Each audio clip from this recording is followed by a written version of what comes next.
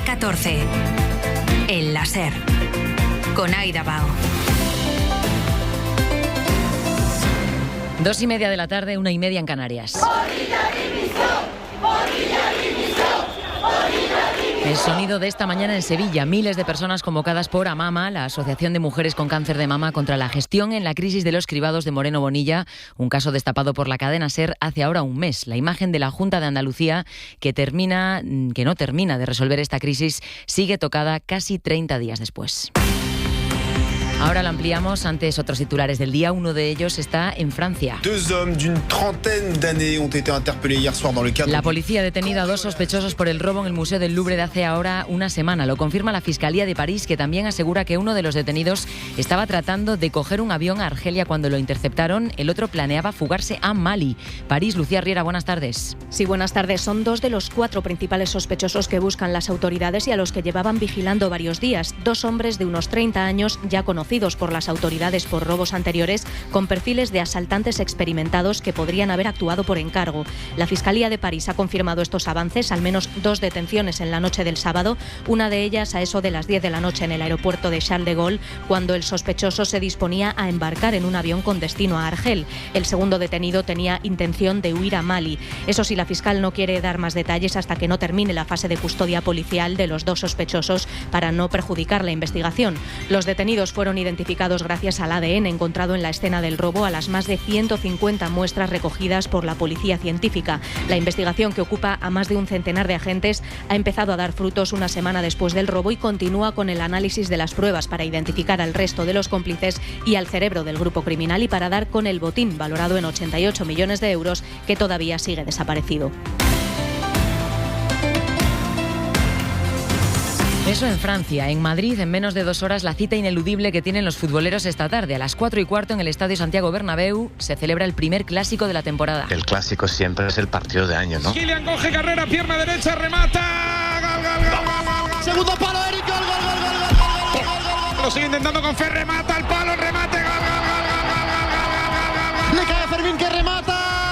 Un Real Madrid-Barça que contaremos en Carrusel Deportivo, en el que los merengues van a intentar reforzar su liderato en la Liga y los azulgrana arrebatárselo. Empezamos por el anfitrión. ¿Cómo llegan los blancos al encuentro? Javier Herráez, buenas tardes. ¿Qué tal? Muy buenas tardes. Ya esperando la llegada del autobús aquí en la Plaza Sagrados Corazones del Real Madrid. Enseguida tendremos el 11, Valverde o Carvajal como lateral diestro, Militao, Dinausen, Carreras, en la portería lógicamente Courtois, con Tchouaméni, Güler, Bellingham y arriba Mbappé y Vinicius Junior. El equipo blanco a las 4:15 buscará, como dijo ayer Xabi Alonso, ser hoy protagonista ante el Barça, que el pasado año le ganó los 4 partidos oficiales. Eso en el Real Madrid. ¿Cómo se respira hasta ahora en el vestuario culé? Adrián Albets, buenas tardes. ¿Qué tal? Buenas tardes. Pendientes ya del 11 del Barça, que llega con hasta 7 bajas al Bernabéu, entre ellas de jugadores importantes como Rafinha, Lewandowski o Joan García. Ayer Hansi Flick probó con este 11 formado por Chesney en portería, Koundé, Cubarsí, Eric García y Alejandro Valde en defensa, De Jong, Pedri y Fermín en el centro del campo, y arriba Lamine Yamal, Ferran Torres y Rashford. Si no hay sorpresas, este va a ser el 11 del Barça esta tarde en el Bernabéu. El equipo lo dirige hoy Marcus Sorg por la sanción de Hansi Flick. El Barça que busca una victoria para salir líder de la Liga de Madrid. Titulares de un 26 de octubre domingo, que es de lluvias, que se van a notar sobre todo en el extremo sur de la península. María Ibáñez, buenas tardes. Buenas tardes. Además, durante toda la tarde, Andalucía, Extremadura y la región de Murcia tienen aviso amarillo por lluvias y tormentas. También llueve en Baleares, aunque más suave. Hay nubes en puntos del Cantábrico. El cielo se irá despejando y solo caerá alguna gota en Cantabria. Descenso generalizado de las temperaturas. Las más cálidas se mantienen en el sur, con máximas de 26 grados. En Málaga o Ceuta, en casi todo el país, están entre los 17 y 20 grados, salvo en Galicia y Asturias, donde no se superarán los 15. Hora 14. Aida Bao. Queremos que funcione el sistema público y que estamos en contra de toda la manipulación que está habiendo en este Testimonios como este hemos recogido esta mañana frente al Palacio de San Telmo, la sede de la presidencia de la Junta de Andalucía, el lugar en el que trabaja todos los días Juan Manuel Moreno Bonilla, incapaz por el momento de aplacar una crisis de los cribados por el cáncer de mama a menos de un año de unas elecciones. En esa movilización convocada por AMAMA esta mañana ha estado Fernando Pérez Monguió. Buenas tardes. Buenas tardes. Nuestras vidas no pueden esperar. Este lema ha reunido este mediodía en Sevilla una auténtica marea rosa de 30.000 personas, según los convocantes, para pedir la dimisión del presidente Moreno por la crisis sanitaria de las mamografías. ¡Dimisión! ¡Bonilla, dimisión! ¡Bonilla, dimisión! Y también para reclamar respuestas sobre los retrasos y los fallos, cómo demandaban estas mujeres afectadas lo decían así en los micrófonos de la SER. Y aquí nos debemos apoyar todas las personas, mujeres, hombres, todo, porque hoy he sido yo, pero mañana puede ser cualquiera de nuestra familia, cualquier amigo, cualquier persona. Es que es muy fuerte lo que está pasando aquí. Yo tengo 67 años, supuestamente me tenían que haber mandado una carta desde los 50 y yo no he recibido nunca una carta. A mí no me han hecho nunca una mamografía. Porque queremos que se vaya ya este hombre de aquí, porque no está... Acto de protesta en el que AMAMA no ha dado por válida las 2.317 mujeres afectadas, según ha cuantificado el consejero de Salud, Antonio Sanz. Eleva esta cifra a 20.000. Ángela Claveral, presidente de AMAMA. A ver, la Junta de Andalucía va a seguir tirando cortinas de humo porque todavía hoy no sabemos qué ha pasado y a cuántas mujeres afecta. Con lo cual, que sigan diciendo. Lo único que tienen que decir es qué ha pasado y cuántas mujeres hay afectadas. Porque nosotras creemos que pueden ser 20.000, no 2.000, ni 2.317. Claverol y las mujeres de AMAMA, muchas de ellas supervivientes, otras luchando en estos momentos contra tumores, se han emocionado mucho sobre el escenario cuando los manifestantes les han cantado al unísono "No estáis sola" ante las denuncias y acusaciones de politización que están sufriendo.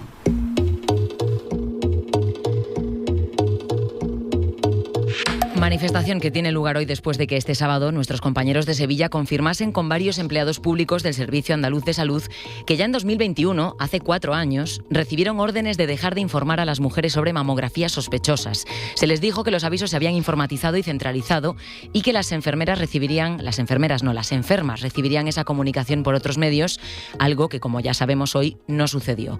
La Junta de Andalucía ha respondido sin aclarar el origen del fallo, aunque asegurando que la empresa informática se limita a albergar una aplicación y nada más. Seguimos en Andalucía. Ignacio San Martín, buenas tardes. Buenas tardes. Sí, desde la Junta de Andalucía aseguran que la empresa contratada para el mantenimiento no hace ningún seguimiento de casos y que su labor se limita exclusivamente a mantener la web operativa y en funcionamiento para que puedan manejarla los usuarios que son responsables de los centros y los profesionales. Mercedes Acebal es portavoz de la Comisión de Participación y Seguimiento del Plan de Acción del Cribado de Cáncer de Mama. Esa empresa solamente se dedica al mantenimiento de la aplicación, no tiene ninguna otra función. Dentro del protocolo del programa de detección precoz del cáncer de mama en nuestra comunidad se ha optado por la lectura independiente no consensuada. Esto quiere decir que hay 2 radiólogos que de forma independiente estudian y revisan las mamografías. Una información que, sin embargo, ha llevado de forma unánime a la oposición de izquierdas en Andalucía para pedir datos, responsabilidades y correcciones en el sistema. Hora 14. Aida Bao.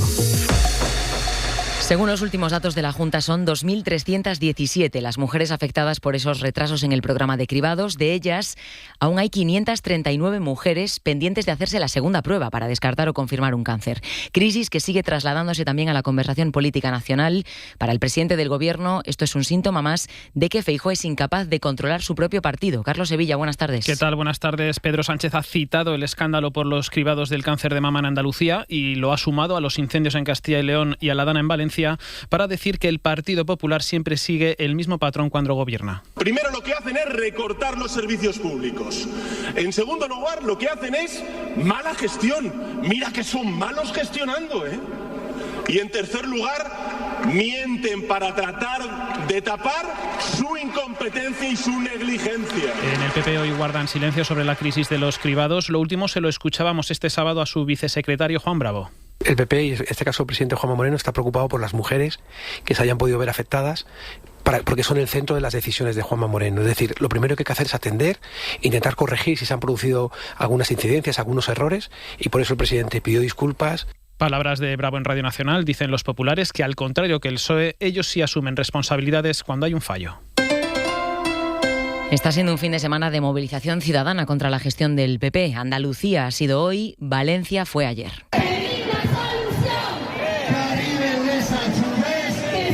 50.000 personas, según la delegación del Gobierno, volvieron a pedir la dimisión de Carlos Mazón en una movilización convocada por el aniversario de la Dana. Radio Valencia, Adrián Sánchez, buenas tardes. Saida, fue una manifestación llena de emoción en la que los familiares de las 229 víctimas mortales de la Dana avisaron de que no van a dejar de luchar para que se haga justicia. Afirman que la rabia les lleva a seguir saliendo a la calle e insisten en que Mazón no puede seguir al frente de la Generalitat. Queremos estar aquí porque nos toca estar aquí y estaremos las veces que haga falta. Y se ríe de las víctimas, se está burlando, Hay muchísimo dolor y mucha rabia. Es inaceptable, inasumible que un presidente de la Generalitat siga en su puesto de trabajo cuando más del 80% de su pueblo valenciano no lo quiere. La Asociación de Víctimas Mortales, por cierto, volvió a pedir ayer sábado que Mazón no acuda al funeral de Estado previsto para este miércoles, cuando se cumplirá un año de la tragedia. La oposición ha destacado hoy la decencia de las víctimas. Una nova manifestació multitudinària. Jordi Mayor, portavoz del PSPB, asegura que una vez más la ciudadanía valenciana le ha dicho a Mazón que ya está bien. Y Joan Baldoví, portavoz de Compromís, una absoluta riuada de dignidad. Afirma que lo de ayer fue una riada de dignidad que llenó calles y plazas de Valencia. Fue una de las manifestaciones más multitudinarias de los últimos meses, que demuestra que 12 meses después sigue habiendo una presión social sobre la gestión de la Dana por parte de Mazón. A las críticas de la ciudadanía se ha sumado hoy el presidente Pedro Sánchez. Cree que es indecente que Mazón siga en su puesto. La gestión que hizo la Comunidad Valenciana de la Dana fue negligente. Pero que el apoyo que está prestando Feijóo y Abascal a Mazón, que continúa como presidente de la Generalitat Valenciana, es indecente. Es indecente. A Sánchez acaba de contestarle la vicepresidenta de la Comunidad Valenciana, Susana Camarero. Declaraciones absolutamente inaceptables e indecentes.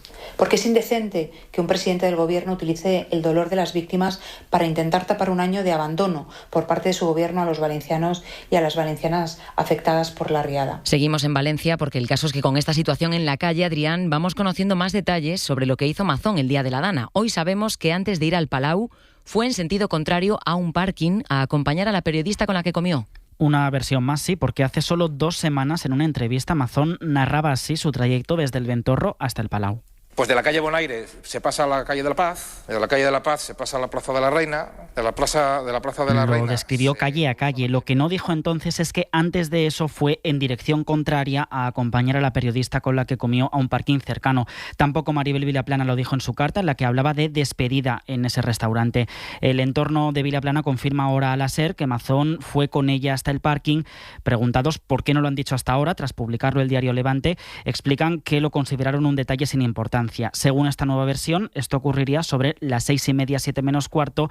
Mazón llegó al Cecopis, según la Generalitat, a las 8:28. Adrián Sánchez, gracias. Un saludo. La Dana se llevó la vida de 229 personas, pero no solo. En el barro también se hundieron miles de objetos personales que escondían las historias de quienes sobrevivieron a la tragedia. Javier Ruiz Martínez, enviado especial a la zona, ha estado detrás de esas memorias arrastradas por el agua. En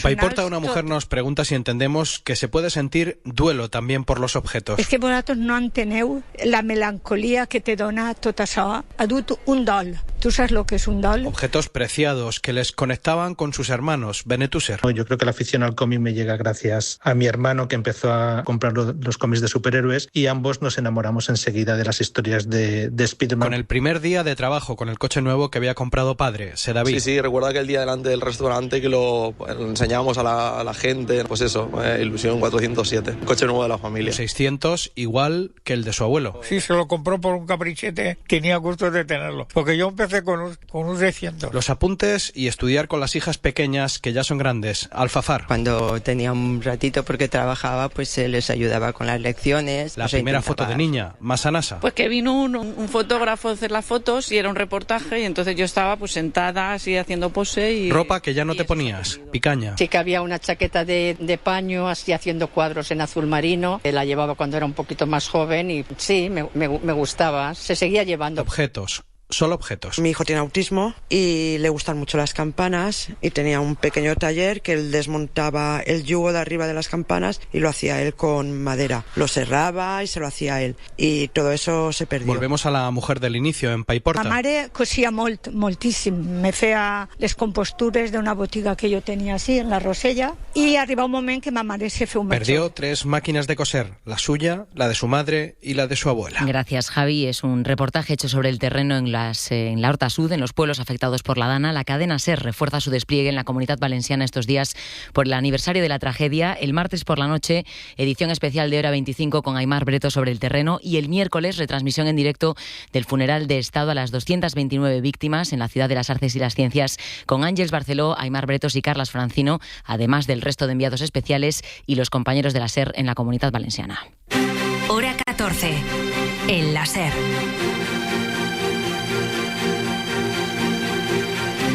La Dana y también la crisis de los cribados serán dos elementos de una semana que en lo político va a empezar también con Junts per Cat en el centro. Los independentistas reúnen mañana en Perpiñán a su cúpula para hacer balance de los acuerdos con el gobierno. Los independentistas quieren anunciar, de hecho han anunciado, que van a hacer una consulta interna a su militancia que les preguntará si romper o no con los socialistas. Radio Barcelona, Xavi Abelló, bona tarda. Bona tarda. La cúpula de Junts ultima hoy los preparativos de la reunión que mañana servirá para escenificar el distanciamiento con el gobierno. El partido se inclina por una ruptura del pacto de investidura, pero se mantiene la discreción sobre los detalles y los términos en los que se podría concretar. De momento, los últimos gestos del gobierno, esa negociación bilateral acordada con Alemania para la oficialidad del catalán en Europa, no han frenado el camino trazado por Puigdemont desde hace meses, y es que la dirección de Junts lleva desde el verano alertando. Que a la tardor potser passaran coses que no havien passat fins ara. Ja hem donat prou temps. Este otoño habría un cambio de rasante y que el tiempo se terminaba. Si mañana se certifica la ruptura del pacto de Bruselas, el partido celebrará una consulta a la militancia para ratificarlo. Uno de los principales interrogantes será ver hasta qué punto Junts pretende que su movimiento suponga el fin del gobierno de Sánchez, forzar la máquina para provocar un adelanto electoral. El partido no ha descartado categóricamente la posibilidad de una moción de censura instrumental que sirviera para elegir un candidato que únicamente se limitara a convocar elecciones. Los independentistas tratan de presionar al gobierno para que cumpla compromisos que no siempre dependen únicamente del gobierno. Aún así, en caso de romper con el PSOE, Vox no da credibilidad a Junts, no cree que una moción de censura sea posible ahora mismo. Adrián del Pozo, buenas tardes. Buenas tardes. Cree la ultraderecha que el amago de Junts con censurar a Sánchez es propaganda, pero Santiago Abascal deja la puerta abierta a apoyar una moción de censura del PP. Creo que es una operación de propaganda de los separatistas que tanto daño han hecho a España. El día que se presente una moción de censura, si la presentan los que tienen números para hacerlo y no son los separatistas, nosotros entonces diremos cuál es nuestra posición. Una moción de censura del PP, una posible moción de censura del PP, que solo saldría adelante si la apoyan tanto Vox como Junts. El PP tiene por tanto la pelota en su tejado. Hoy Elías Bendodo echa más leña al fuego y pone el foco en Junts. Junts van a decidir si siguen apoyando a Sánchez o no. Un nuevo amago. A ver si esta vez golpean. Mensaje de Bendodo a Junts unido a otro al resto de socios. ¿A qué esperan, pregunta el PP, para dejar de apoyar a un gobierno que califican de corrupto y trilero? Otra de las grandes previsiones políticas de los próximos días es la comparecencia en el Senado de Pedro Sánchez en la Comisión de Investigación por el caso Koldo. Será el jueves y será el segundo presidente en ejercicio que comparezca en una comisión de investigación. El otro fue Zapatero por el 11M. El PP convoca a Sánchez utilizando su mayoría absoluta en la Cámara Alta y empleando así una de las cartas políticas que tenían guardadas. El presidente del gobierno tiene que saber que va a un interrogatorio, que tiene la obligación de decir la verdad. El presidente podrá esclarecer los delitos que ya conoce y que ha tapado, diciendo la verdad, o podrá cometer otro delito, que es el de falsedad en el testimonio. Este es Elías Bendodo esta mañana. Los populares siguen tratando de vincular al presidente con una presunta financiación irregular de su partido que no se ha demostrado y tratan de trasladar la imagen de que Sánchez es un hombre cercado por la corrupción, algo para lo que de momento no tienen pruebas, Carlos.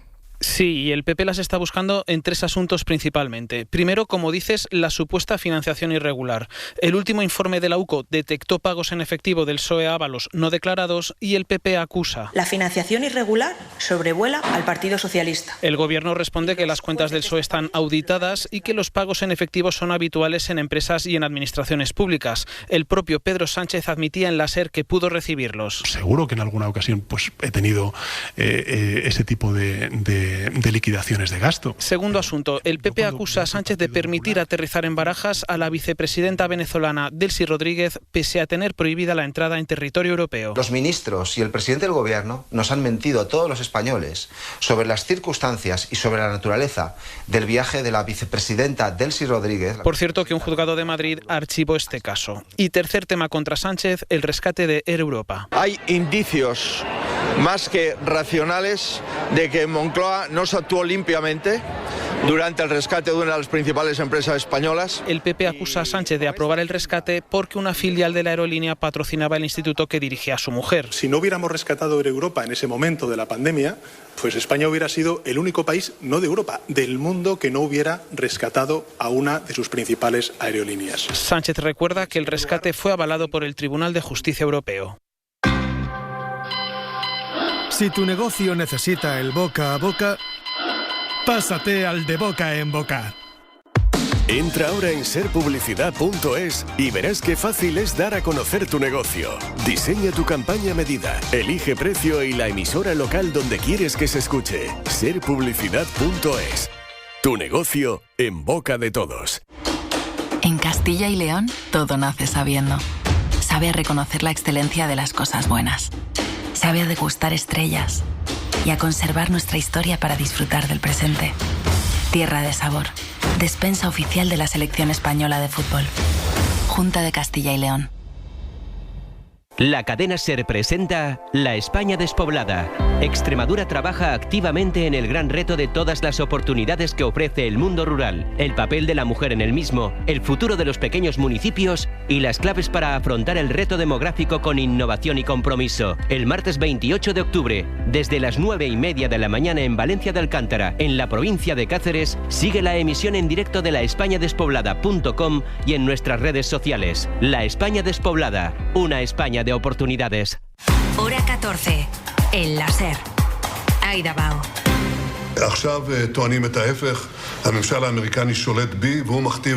Es el primer ministro israelí Benjamín Netanyahu esta mañana. Dice que ha dicho en una comparecencia que Israel va a ser quien decida qué fuerzas internacionales entran o no en la franja de Gaza. Es decir, el israelí dice que ya decidirá él qué militares de qué países entran en el enclave palestino como parte de ese plan de seguridad y de estabilidad para el futuro de la franja. Dice Netanyahu que Estados Unidos está de acuerdo con él. María Ibáñez. Asegura Netanyahu que la política de seguridad de Israel está en sus manos. No estamos dispuestos a tolerar ataques contra nosotros, es algo que acepta la Casa Blanca. Según Netanyahu, también afirma el primer ministro israelí que el objetivo es prevenir incluso los peligros antes de que surjan y ha dicho textual: como hicimos ayer en Gaza, un palestino ha muerto y 4 están heridos tras una ofensiva con drones en Nuseirat en las últimas horas, mientras el líder de Hamás, Khalil Al-Aya, en una entrevista en Al Jazeera, dice que solo dejarán las armas si se integra la milicia en un futuro ejército palestino. Ha confirmado además que los equipos para recuperar los restos mortales de los rehenes entrarán mañana lunes en las zonas destruidas. Trump ha presionado en las últimas horas y advierte a la milicia de que si no los devuelven en 48 horas tomarán medidas, dice, los países implicados en el acuerdo de paz. Informar sobre lo que sucede en la franja es muy complicado para la inmensa mayoría de los periodistas de todo el mundo que empleamos los datos, las imágenes, los testimonios que nos envían los pocos informadores y testigos que sí hay dentro. Bueno, pues con respecto a esto también hay novedades. La prensa israelí asegura hoy, María, que de aquí a un mes el gabinete de Netanyahu va a repensar esta política. Lo publica el diario israelí Haaretz. El gobierno ha confirmado al Tribunal Superior de Justicia que la va a reexaminar tras el acuerdo de paz y lo hará en un plazo de 30 días. Lo cierto es que este tribunal fijó el 23 de noviembre como fecha límite para que presentara una política actualizada en este sentido. En respuesta a las peticiones de ingreso a la franja de Gaza de periodistas de medios internacionales. Según Haaretz, si se renueva la posibilidad de que los medios vuelvan a entrar en el enclave, serían acompañados por el ejército hasta la llamada línea amarilla, donde actualmente están desplegadas las fuerzas israelíes. Mientras, Donald Trump vuelve a incrementar la tensión ahora con Canadá. El estadounidense ha anunciado esta noche un aumento del 10% de los aranceles a Canadá después de haber suspendido con ellos las negociaciones comerciales. Acusa al país vecino de haber utilizado imágenes de hace casi 40 años del expresidente Ronald Reagan. Todo esto en un anuncio para criticar los aranceles que salen de la Casa Blanca. Lorena Carramolino, buenas tardes. El enfado de Donald Trump y su imposición de aranceles adicionales del 10% a Canadá se debe a un anuncio televisivo difundido por el gobierno de Ontario, en la provincia donde se encuentra la capital canadiense, contra el proteccionismo comercial.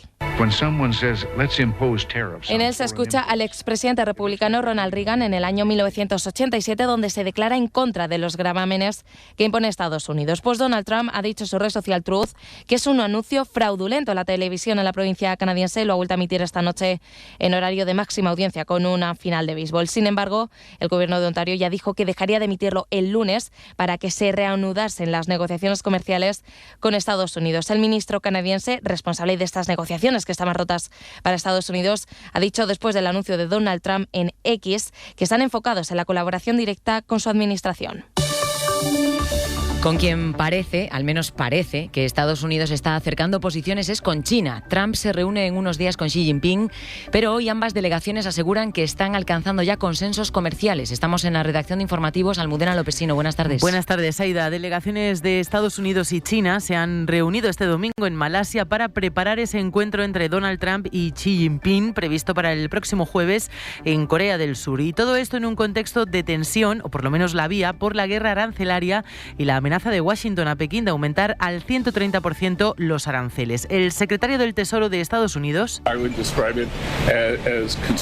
Scott Bessent, ha asegurado hoy, después de reunirse con el viceprimer ministro chino, que la perspectiva para una tregua comercial es optimista y positiva. Y es que, como dice Saida, ambas partes han negociado previamente varios temas, por ejemplo, las restricciones de Pekín a las tierras raras o las exportaciones chinas de fentanilo.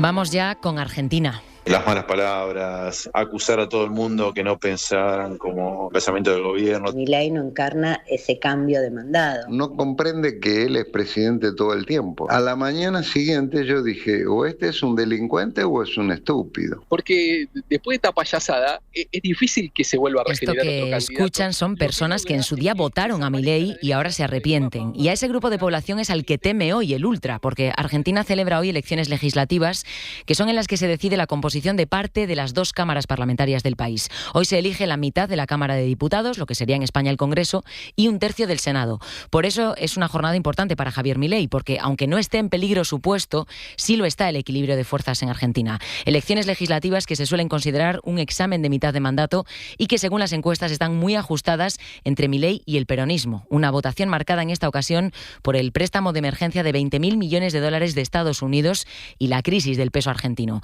En Buenos Aires está Berta Reventós. Buenas tardes. Buenas tardes. La jornada electoral ha arrancado con normalidad en Argentina, donde 36 millones de personas están llamadas a votar este domingo. Las elecciones de hoy se leen como un plebiscito a 2 años de gestión de Javier Milei, que busca obtener la mayoría en la Cámara de Diputados y en el Senado para gobernar con más comodidad.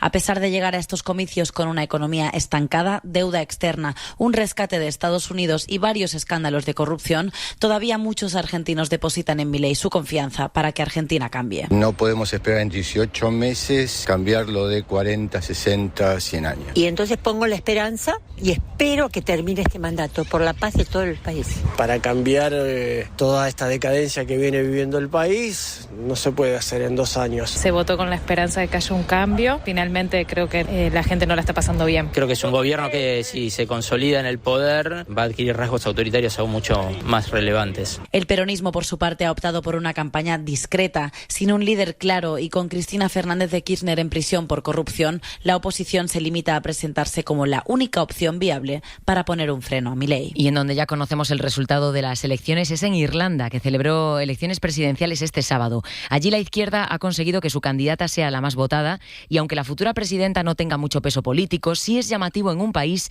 en el que el jefe de gobierno es un conservador. Lo que dicen las encuestas es que la candidata de 62 años ha conseguido conquistar, entre otros, a los jóvenes. John Jiménez. La participación en podcast o las redes sociales han sido claves para conectar con los más jóvenes y arrasar, como lo ha hecho la candidata de la izquierda, Catherine Connolly. Ha cosechado el 63% de los votos frente al 29% de su rival del Partido Conservador gobernante, el Fine Gael. Esto supone un toque de atención importante en la gestión del gobierno.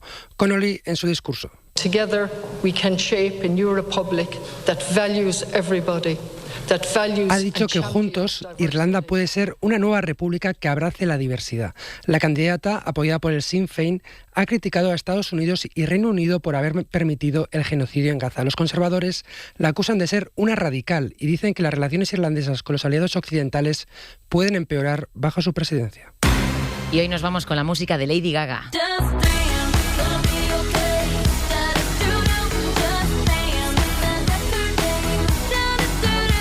Vamos con ella porque la cantante va a desatar la locura en los próximos días en España. El martes, el miércoles y el viernes va a llenar el Palau Sant Jordi de Barcelona.